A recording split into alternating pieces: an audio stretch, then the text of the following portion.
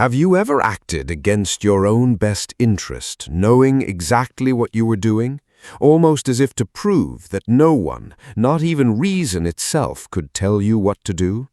Have you ever felt two opposite things at once, wanting connection while pushing it away, longing to be understood while making yourself impossible to understand? There is a strange contradictory quality to the human mind, a capacity to work against itself that most stories never dare to examine honestly. One short, intense novel dives straight into this contradiction, giving voice to a narrator so self-aware and so self-defeating that he has fascinated and unsettled readers for generations. That novel is Notes from Underground by Fyodor Dostoevsky, a work often considered one of the first great explorations of modern psychological alienation. It takes the form of a confession by a bitter, isolated man who has withdrawn from society, examining his own contradictions, resentments, and self-sabotage with relentless honesty. Beneath its difficult surface lies one of the most penetrating studies ever written of the divided, self-defeating dimensions of the human mind. From the start, the book studies the psychology of self-sabotage. The narrator repeatedly acts against his own interests, ruining his own chances at connection and happiness, almost as if compelled to prove that he is free to choose his own suffering. The author explores the strange human tendency to undermine ourselves, to reject the very things we want, sometimes simply to assert that we cannot be predicted or controlled. The story examines how a person can become their own worst enemy. It raises a question worth sitting with. Have you ever sabotaged something you wanted and wondered afterward what part of you was really in control? The novel also explores the pain of alienation and isolation. The narrator has cut himself off from other people, retreating into a private world of resentment and overthinking, and the story reveals both the suffering this causes and the strange comfort he takes in it. The author examines how isolation can become a trap that feels almost like safety, how a person can grow attached to their own loneliness even as it destroys them. The story explores the way withdrawing from others can feel like protection while actually deepening a person's pain. It invites you to consider how isolation has affected you and whether you have ever found a strange comfort in keeping others at a distance. A central theme of the book is the conflict between reason and the irrational human will. The narrator rejects the idea that human beings always act according to logic and self-interest, insisting instead that people will often choose suffering, chaos, or self-destruction simply to prove they are free. The author explores the limits of pure rationality, the way human beings are driven by far more than logic, including a fierce, sometimes self-destructive desire for freedom and self-assertion. The story suggests that the human will is not always reasonable, and that this irrationality is part of what makes us human. It invites you to reflect on the times your own choices have defied all logic, and what deeper need they might have been serving. The structure of the novel, presented as a fragmented, confessional monologue, immerses the reader directly into the narrator's restless, contradictory mind.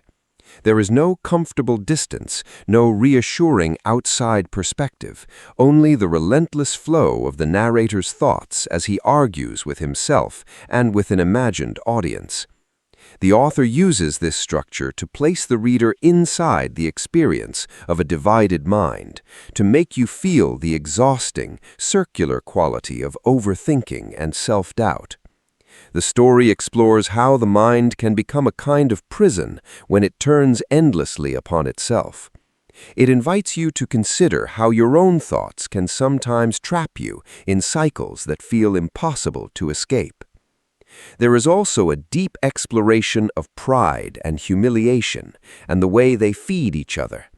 the narrator is consumed by a wounded pride that makes him hypersensitive to every perceived slight, and this same pride drives him into humiliating situations he cannot resist creating. The author examines how a fragile sense of self-worth can lead a person to both crave recognition and sabotage any chance of receiving it.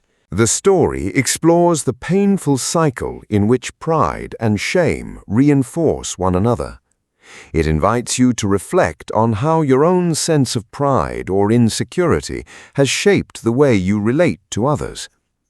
The book also examines the longing for connection that survives beneath even the deepest bitterness. For all his resentment and self-isolation, the narrator clearly yearns to be understood, to be loved, to break free of his loneliness, even as he destroys every opportunity to do so. The author reveals the tragic gap between what the narrator wants and what he allows himself to have. The story explores how the desire for connection persists even in a person who has made themselves unreachable. It invites you to consider how the longing to be understood endures even in those who seem to push everyone away.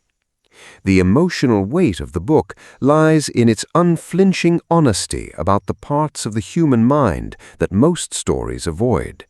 By giving voice to a narrator who is contradictory, self-defeating, and painfully self-aware, the author holds up a mirror to the dimensions of the inner life that many people recognize but rarely admit. These are heavy themes, and the narrator's isolation is genuinely painful to witness.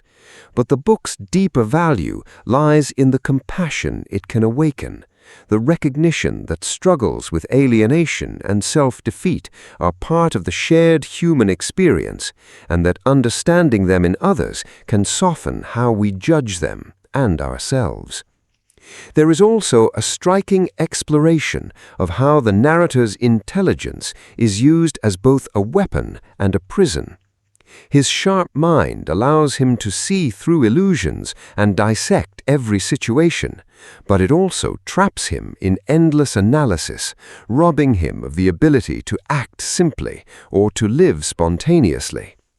The author examines the paradox of a mind so active that it becomes paralyzing, so analytical that it cannot rest. The story suggests that intelligence, without the capacity for action and connection, can become a source of suffering rather than strength. It invites you to consider how your own thinking can sometimes work against you, turning insight into a kind of trap. The novel also examines the human need to feel significant, even through suffering. The narrator would rather be the author of his own pain than feel insignificant or controlled, choosing to assert himself through resentment and defiance rather than disappear into a comfortable but anonymous existence. The author explores the deep human craving for significance, for mattering, and how this craving can take destructive forms when healthier paths to meaning seem closed. The story examines how a person might cling to their suffering because it feels like proof that they exist and matter. It invites you to reflect on the ways people seek significance and what happens when that need goes unmet through healthier means. There is also a profound study of the gap between who the narrator wishes to be and who he actually is.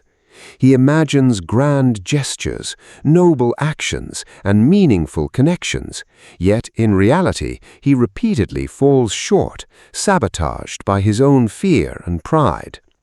The author explores the painful distance between a person's ideal self and their actual behavior, the disappointment of failing to become who one longs to be. The story examines how this gap can breed shame and further self-defeat. It invites you to consider the distance between the person you imagine yourself to be and the person your actions reveal, and how you make peace with that gap. The book also examines how the narrator's relationship with others is shaped by a deep ambivalence, a simultaneous craving for and fear of human contact. He approaches people hoping for connection, and then the moment it is within reach, retreats into hostility or contempt, as though intimacy itself were a threat.